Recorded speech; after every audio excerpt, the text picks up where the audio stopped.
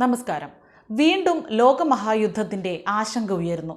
യമനിൽ ഹൂതി കേന്ദ്രങ്ങളിൽ ആക്രമണം നടത്തി അമേരിക്കയും ബ്രിട്ടനും നിലപാട് കടുപ്പിക്കുകയാണ്. ചെങ്കടലിൽ ചരക്കുകപ്പലുകൾക്ക് എതിരായ ഹൂതി ആക്രമണത്തിന് വൻ തിരിച്ചടിയാണ് അവർ നൽകുന്നത്. ചരക്കുകപ്പലുകൾ സംരക്ഷിക്കാനുള്ള നടപടികൾക്ക് ഇന്ത്യ പിന്തുണയും അറിയിച്ചു.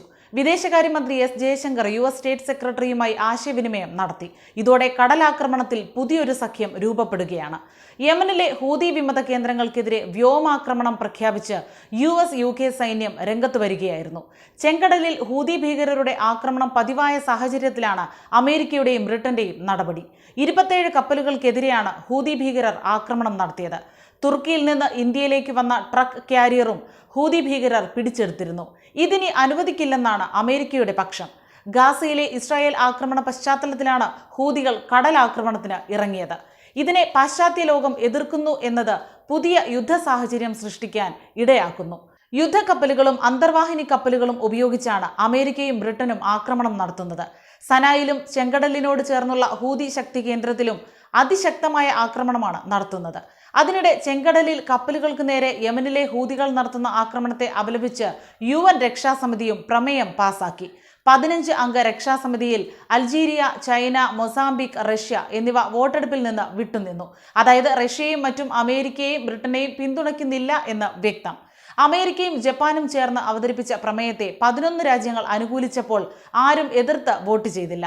റഷ്യ ഭേദഗതി നിർദ്ദേശിച്ചെങ്കിലും അംഗീകരിക്കപ്പെട്ടില്ല. ഗാസയിൽ 23,000-ലേറെ സാധാരണക്കാരെ കൊലപ്പെടുത്തിയതിനെ മറന്നുള്ള പ്രമേയത്തോടൊപ്പം നിൽക്കാൻ കഴിയില്ലെന്ന് അൾജീരിയൻ അംബാസഡർ അമർ ബിൻ തജ്മ പറഞ്ഞു. ആഗോള വ്യാപാരത്തെ ബാധിക്കുന്ന ആക്രമണം ഹൂതികൾ ഉടൻ അവസാനിപ്പിക്കണമെന്നും സംഘർഷം വ്യാപിക്കുന്നത് തടയാൻ നയതന്ത്ര ശ്രമം തുടരണമെന്നും പ്രമേയം ആവശ്യപ്പെടുന്നു. ചെങ്കടലിൽ ഇസ്രായേൽ കപ്പലുകൾക്ക് നേരെയുള്ള ആക്രമണം തുടരും എന്ന ഭീഷണി മുൻനിർത്തി ഹൂതികൾക്കെതിരെ സൈനിക നീക്കം ശക്തമാക്കുകയായിരുന്നു അമേരിക്കയും ബ്രിട്ടനും.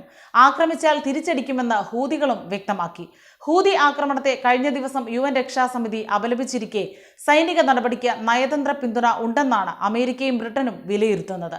ഇന്നലെ അർദ്ധരാത്രി ചേർന്ന ബ്രിട്ടീഷ് മന്ത്രിസഭാ യോഗത്തിൽ ഹൂതികൾക്കെതിരായ ആക്രമണ സാധ്യത സംബന്ധിച്ച് പ്രധാനമന്ത്രി ഋഷി സുനക് വിശദീകരിച്ചതായി BBC റിപ്പോർട്ട് ചെയ്തു. ഹൂതികളുടെ പ്രധാന സൈനിക കേന്ദ്രത്തിനു നേരെ ചുരുങ്ങിയ തോതിലുള്ള ആക്രമണമാണ് അമേരിക്കയും ബ്രിട്ടനും ലക്ഷ്യമിടുന്നതെന്ന് ബ്രിട്ടീഷ് ടൈംസ് റിപ്പോർട്ട് ചെയ്തു. ഹുദൈദയ്ക്കും ഹജ്ജയ്ക്കും ഇടയിൽ ഹൂതികൾ ഡ്രോണുകൾ അയക്കുന്ന കേന്ദ്രങ്ങൾ ആക്രമിക്കാനാണ് പദ്ധതിയെന്ന് ഉദ്യോഗസ്ഥരെ ഉദ്ധരിച്ച് വാൾ സ്ട്രീറ്റ് ജേണൽ റിപ്പോർട്ട് ചെയ്തു. കപ്പലുകൾക്ക് നേരെയുള്ള തുടർച്ചയായ ആക്രമണം ചെങ്കടലിലെ നാവിക സുരക്ഷാ സേന ഗൗരവത്തിൽ കാണുമെന്ന് പെന്റഗണും അറിയിച്ചു. അതേസമയം രക്ഷാസമിതി പ്രമേയം അപഹാസ്യവും ഇസ്രായേലിനെ പിന്തുണയ്ക്കുന്നതുമാണെന്ന് ഹൂതികൾ പ്രതികരിച്ചു.